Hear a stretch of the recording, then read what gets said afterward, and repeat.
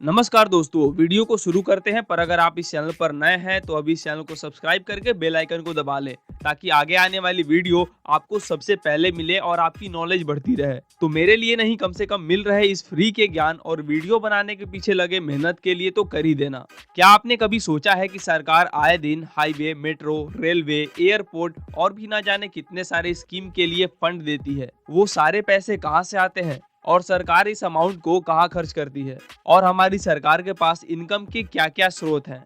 तो सबसे पहली बात कि सरकार कोई भी काम कमाई के लिए नहीं करती है। सरकार जो कार्य करती है वह मुख्य तौर पर जनता की सेवा या सर्विस के लिए ही करती है। तो जैसा कि आप लोगों को पता है कि सरकार की मुख्य कमाई है टैक्स। सरकार ने हर एक वस्तु पर टैक्स लगाया हुआ है, वस्तु के उत्पादन से लेकर वस्तु के उपभोक्ता तक, वस्तु के सेल से लेकर सर्विस तक। और यहाँ तक कि आप जो कमाई करते हैं, सरकार उसमें भी टैक्स के कुछ परसेंटेज लेबर टैक्स के रूप में लेती है। इसके बाद कई सारी सरकारी कंपनियां हैं जो सरकार को अभी के समय में इनकम जनरेट करके देती हैं, जैसे SBI, LIC, oil and natural gas corporation और national terminal power corporation limited, और भी बहुत सारी कंपनियां हैं।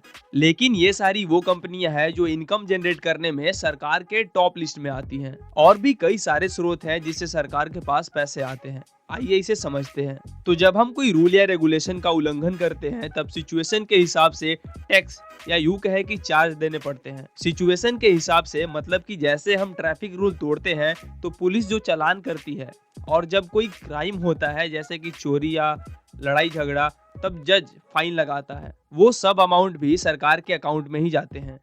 सरकार ने हर एक चीज पर टैक्स लगाया हुआ है। आप खुद अनुमान लगा सकते हैं कि हर एक चीज जो आप यूज करते हैं उन सब पर आप टैक्स पे करते हैं। खाने से लेकर पीने तक, चलने से लेकर आसमान में उड़ने तक आप टैक्स पे कर रहे हैं। और मैं ये आपको चैलेंज के साथ कह सकता हूँ कि आपके सामने या आसपास ऐसी कोई भी चीज नहीं होगी जिस पर आप टैक्स पे नहीं करते होंगे। अगर आपके माइंड में ऐसी कोई चीज है जिस पर आप टैक्स पे नहीं करते हैं तो मुझे कमेंट करके जरूर बताइएगा। ये तो बात हो गई जिससे सरकार के पास रेवेन्यू या इनकम आते हैं। पर अब बात कर लेते हैं कि सरकार इन पैसों को खर्च कैसे करती है। तो हर साल सरकार पार्लियामेंट में एक बजट पेश करती है कि वो किस क्षेत्र में कितना अमाउंट खर्च करने वाली है और किस क्षेत्र से आने वाले सालों में कितना अमाउंट वो कलेक्ट करने की टारगेट रखती है। और अगर आपको जानना है कि इस साल 2023 के बजट में सरकार किस पार्टिकुलर क्षेत्र में कितना अमाउंट खर्च करेगी तो आप मुझे कमेंट बॉक्स में लिखकर जरूर बताइएगा। मैं कोशिश करूंगा उस पर भी एक पार्टिकुलर वीडियो बनाने की। और वैसे भी सरकार 1 फरवरी को ही पार्लियामेंट पे अपना बजट पेश करने वाली है। अब आते हैं अपने टॉपिक पर। और जो भी अमाउंट ऑफ इनकम सरकार के पास आती है उसे देश हित में सरकार खर्च करती है। पर वो बात अलग है कि इसी बीच हमें स्टाम्प पेपर घोटाला, चारा घोटाला और 2G घोटाले जैसे मामले देखने को मिलते हैं। 2022 के बजट में सरकार ने मुख्य रूप से defence, consumer affair, food and public, road transport and highway, home affair, railway, rural development, agriculture, chemical and fertiliser और कम्युनिकेशन जैसे फील्ड पर ज्यादा अमाउंट खर्च किया था। पर अभी के इस बजट में देखने वाली बात ये होगी कि सरकार किस क्षेत्र पर ज्यादा ध्यान देती है।